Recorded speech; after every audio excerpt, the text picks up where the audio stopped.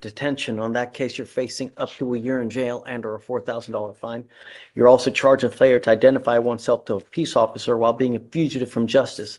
That kicks it up to a Class A, so you're also facing a year and or a $4,000 fine on those cases as well.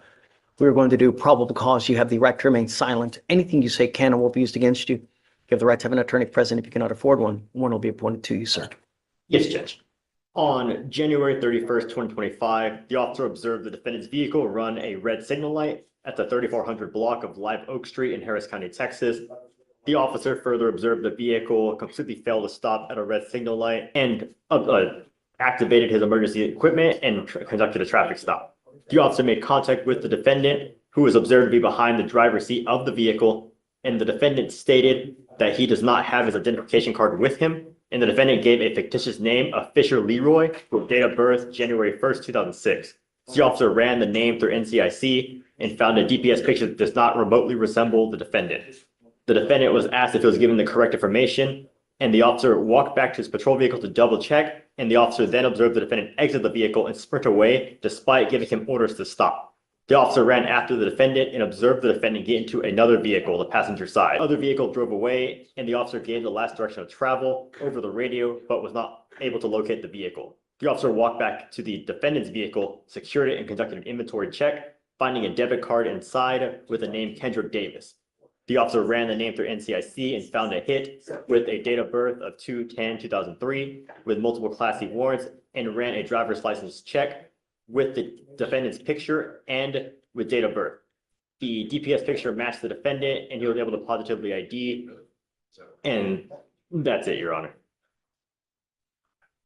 So I'm going to find that there's probable cause to go forward on both of your cases. The reason I'm bringing you out now is because there's no bond that's set on your cases, and we have to set you a bond.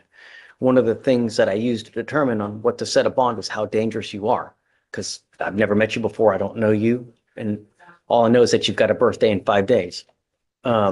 So he's on bond for an aggravated robbery now, right? Yes, Judge. It's my understanding, I think it was a 2B, it looks like. I don't believe bond conditions and everything were put in place until a few days ago. Okay. So the charging instrument was filed November 13th of 2024. I think that you may well be right.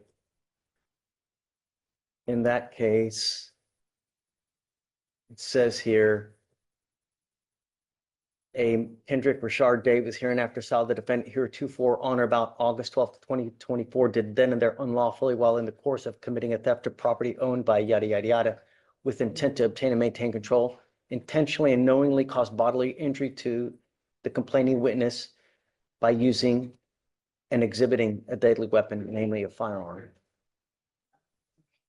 Complainant McSweeney advised that defendant Davis proceeded to pull a pistol from his waistband and pistol whip him with it multiple times on his head and face area, causing multiple cuts and bruises to his head and face area.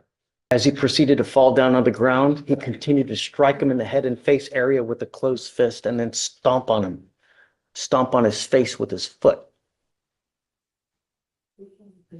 Complainant McSweeney stated that he was in fear for his life and felt severe head pain as a result of the assault. I see that he has also picked up an evading arrest in a motor vehicle the day after our two cases. How?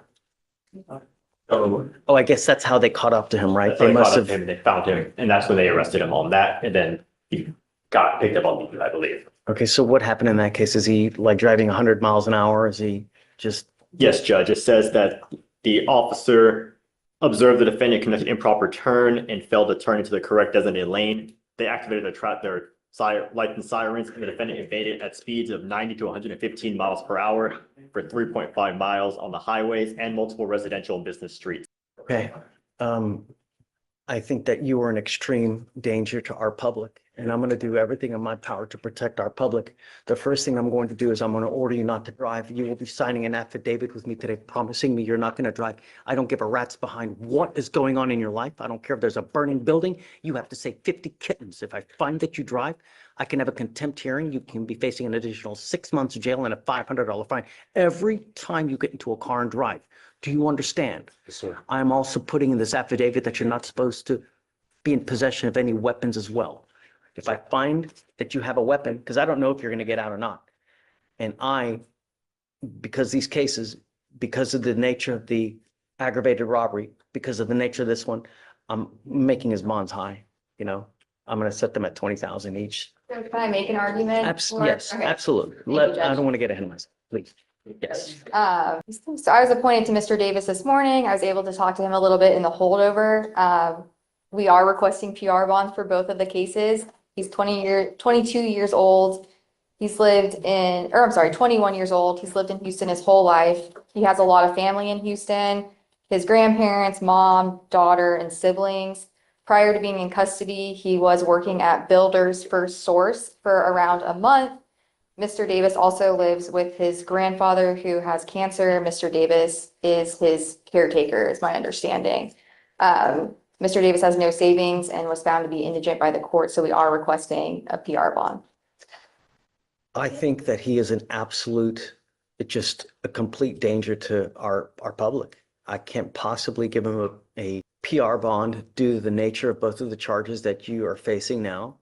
I think that you're a flight risk. You've done everything in your power to evade capture. You've produced false names. So I find by clear and convincing evidence that you're an extreme flight risk. You're a danger to our community. And I'm going to set your bonds each at $20,000.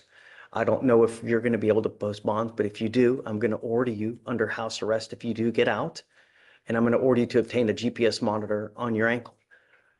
Like I said, you will be signing an affidavit with me today, promising me you're not to be in possession of any weapons and not to drive any vehicle whatsoever for any reason. If you do, I can have a contempt hearing. Do you understand? Yes, sir. The felonies are set for April 7th. I don't like to set them out too far just in case. If you want to, we can do up to 30 days. It's up to you. That's perfect. And then we'll come back. I don't know. We'll see what circumstances have changed, and then we'll go from there and just keep us in the loop. Okay, thank you. All right. I need you to sign this for me. I need him to sign bond finish with Felicia, and then after that, it's pretty done. Okay. Can we excuse? Yes, ma'am. And thank you for, okay? So Ronnie Lewis is on docket today, Judge.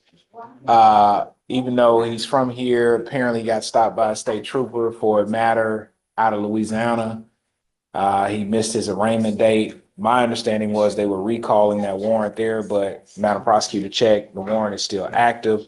So I'm asking that he get a bond so he can make that arraignment court date. I just was advised that the state is asking for no bond. And here's the thing. I've given him a bond before. It's not my first rodeo with him. Oh, yeah. Well, And we got those cases taken care of, though. I know, dude's dangerous, man.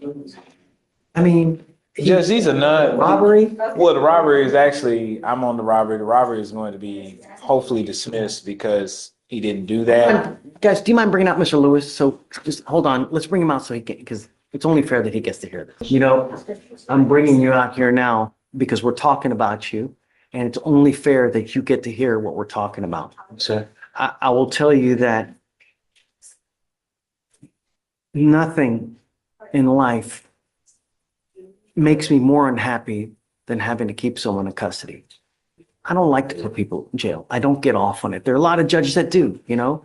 I don't like it. And if I can keep someone out, then I try, you know, because jail sucks.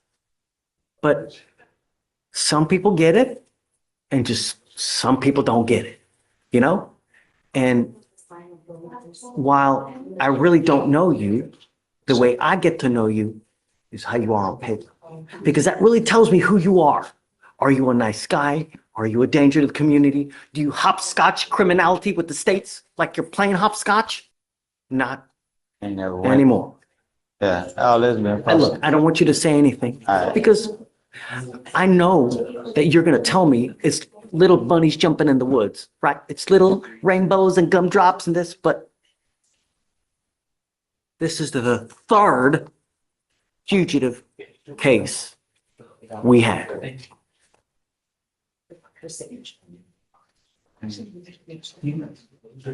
I want to take care I of. will tell you that I absolutely love your lawyer. I mean, but with a third fugitive case,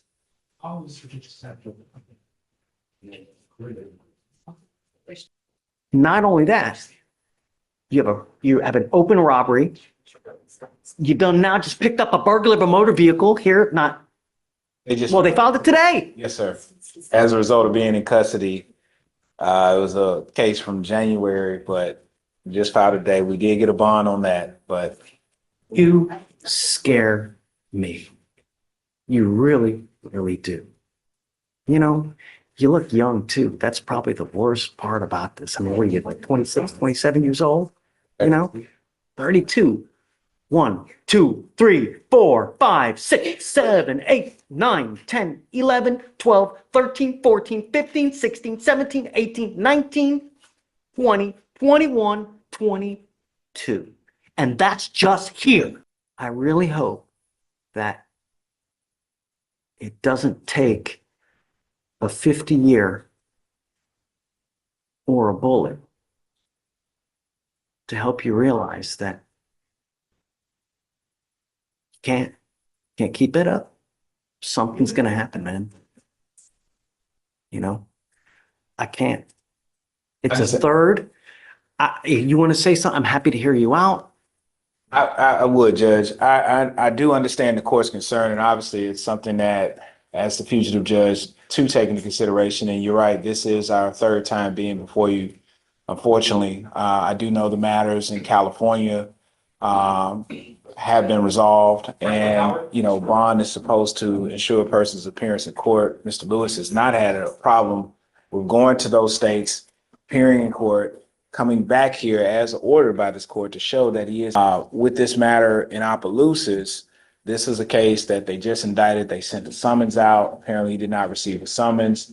We had it on good authority yesterday that they were going to recall that and just reissue a new court date since it wasn't. If they do arraigned. that, then that lifts the whole. Then, right, that solves So, everything. I don't know if you can get over there and get them to say, hey, lift it, reissue it, because if that happens, the whole releases, you make bond on the BMV and then Correct, he needs to correct. do what he needs to do. For the sake of, Judge, I would ask if the court would entertain a $30,000 bond, but if not, I do understand what my other alternative is, which might actually save him some money and do that, but I do want to be heard on that bond, and I would ask that bond be set at $30,000. I can't. You scare me. And I tell you now, with me, I don't do it twice. And now it's a third, just not, I can't. You scare me, Mr. Lewis, really. All I want in life, all I want are my streets to be safe. Every single day, someone's dying around here. But one, I can't. Thank you, Judge. So, yeah, I mean, has he waived? Has he refused? Yes, he waived on the 25th. Okay, so he's got 1 day credit. I will tell you this, the good news for you is that we have so many buses coming in and out of Louisiana that if you make bond on the BMV case, you'll probably be back in Louisiana within the next 3 days.